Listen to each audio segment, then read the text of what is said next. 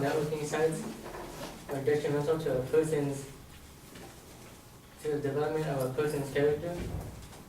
His first secondary claim is that social networking sites can reduce productivity levels, but that is also true of any activity other than actively working. He needs to show that using social networking sites reduces productivity more than any other activity. Furthermore, he adds onto this secondary claim with a quote from Sneha the radio, which states simultaneously using Facebook while completing homework results in longer completion time and reduced quality of work. The thesis from which she acquired this quote is titled High School Students Perceived Effects of Completing Homework While Using Facebook. I want to emphasize the word perceived here.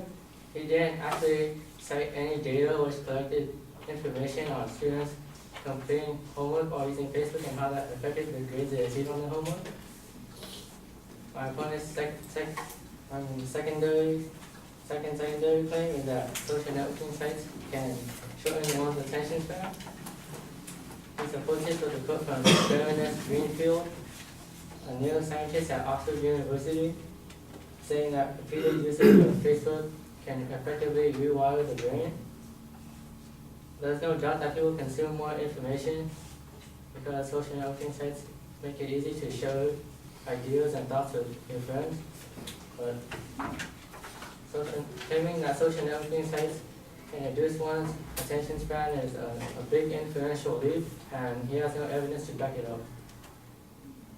My opponent's third secondary claim is that social networking sites expose one to online predators.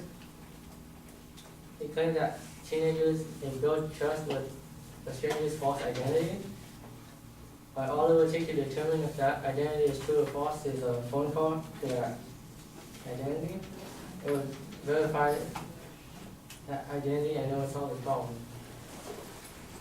The problem which allows cyberbullying to occur in the first place is that parents don't know what the kids are doing on these websites. According to the Cyberbullying Research Center, 52% of teens do not tell their parents when cyberbullying occurs. And parents need to educate their children about the privacy features on these websites so that their personal information isn't available to anyone to view. And ultimately, parents need to be informed of the signs to look out for when cyberbullying is occurring to their child, or whether their child is doing the cyberbullying themselves. He also brought up an incident where cyberbullying resulted in the suicide of Grace McComas. According to the same article that he cited, her father said that the cyberbullying had lasted for months and was carefully documented by the family, but relatives did not discuss details. If her family knew that it was going on, how come they didn't contact law enforcement or the school for counseling?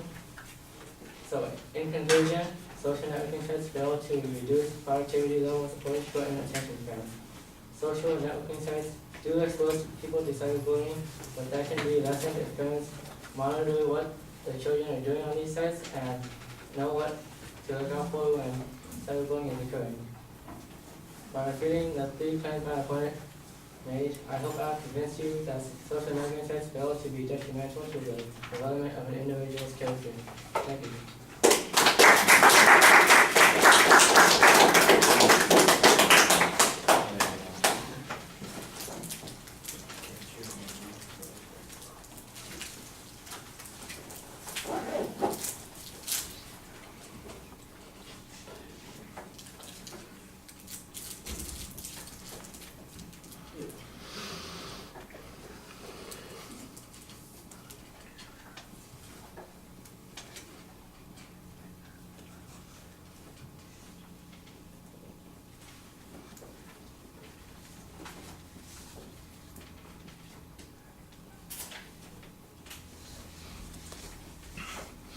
All right, you labeled the claims clearly. You're diminishing that first point by arguing that it's not particularly unique. You could use an example there.